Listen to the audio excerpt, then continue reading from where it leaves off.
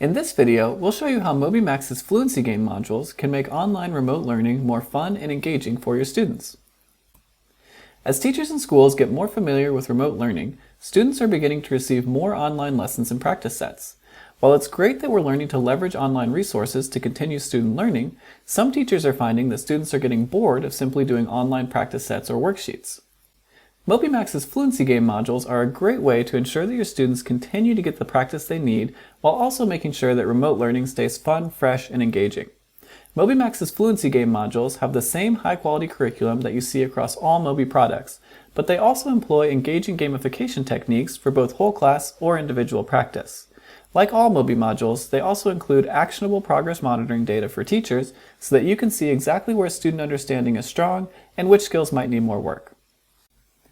To access Moby's Fluency game modules, click on the Interactive Class button from your Moby Central home screen, and then find the Fluency game modules.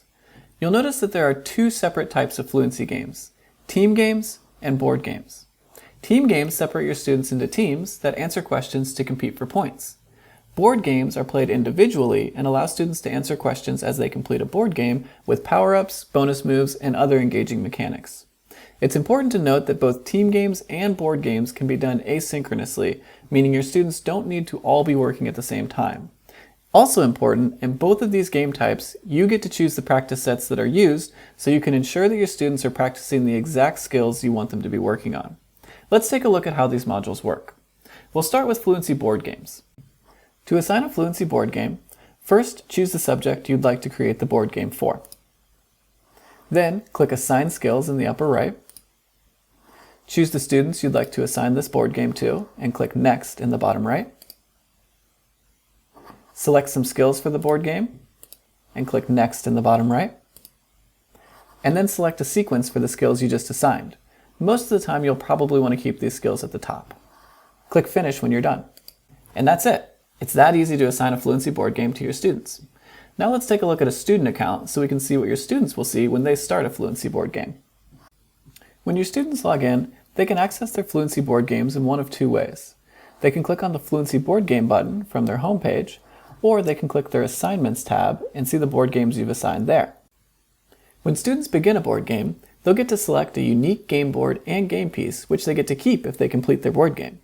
As they answer questions from the skills you've assigned, they'll earn spins and power-ups that help them complete the board game. Each board game will include two computer-generated players that your student will compete against. Students can stop a board game at any time if they need a break, and they'll be able to pick up right where they left off next time they log in by simply clicking the Fluency board game icon in their student account. Now that we've seen how Fluency board games work, let's take a look at a Fluency team game. To assign a Fluency team game, select a subject from the Fluency team game section. Then click Start New Game in the upper right. Choose the students that you'd like to participate in the game and click Next. Then select the skill you'd like to work on during the game and click Next. Last, select the number of teams you'd like to create and select an end date for your game. Click Start once you're done.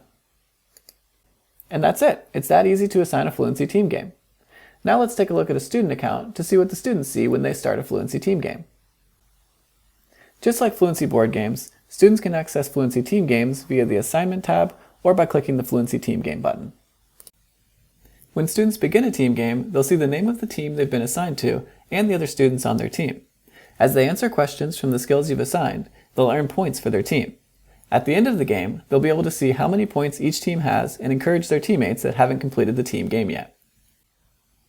As your students complete both their board games and team games, you'll be able to see progress monitoring data in your teacher account to help you gauge student understanding. You can see total problems completed, scores on each game, and you can even click on scores to drill down to correct and incorrect answers.